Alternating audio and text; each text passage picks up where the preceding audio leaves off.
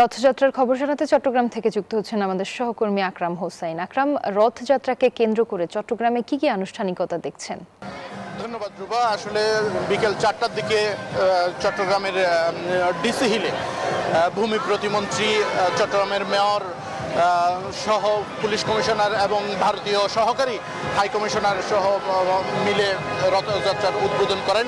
এরপরে কিন্তু নগরীর বিভিন্ন এলাকা থেকে রথযাত্রা শুরু হয় এবং এখনও আপনারা দেখতে পাচ্ছেন রথযাত্রা চলছে এবং উল্টো রথযাত্রাও চলছে। অন্যদিকে আইন শৃঙ্খলা রক্ষাকারী বাহিনীর পক্ষ থেকে সতর্ক অবস্থানে আছে এবং সর্বোচ্চ নিরাপত্তা ব্যবস্থা জোরদার করা হয়েছে বলে আমাদেরকে জানিয়েছেন। এবং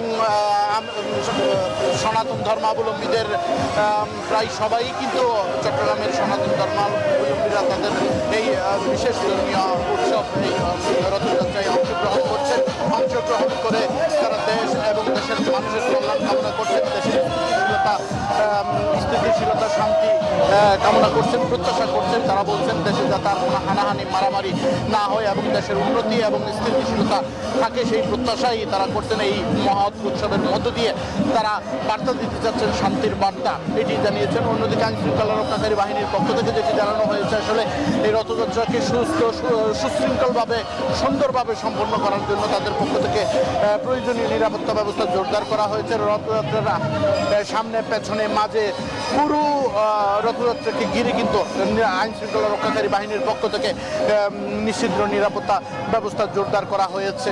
এখন পর্যন্ত আসলে রথযাত্রা চলছে এবং নগরীর বিভিন্ন সড়ক প্রদক্ষিণ করছে। চট্টগ্রাম থেকে আমার কাছে ছিল সর্বশেষ অবস্থা। আমরা এখন যাবো স্টুডিওতে। রুবা।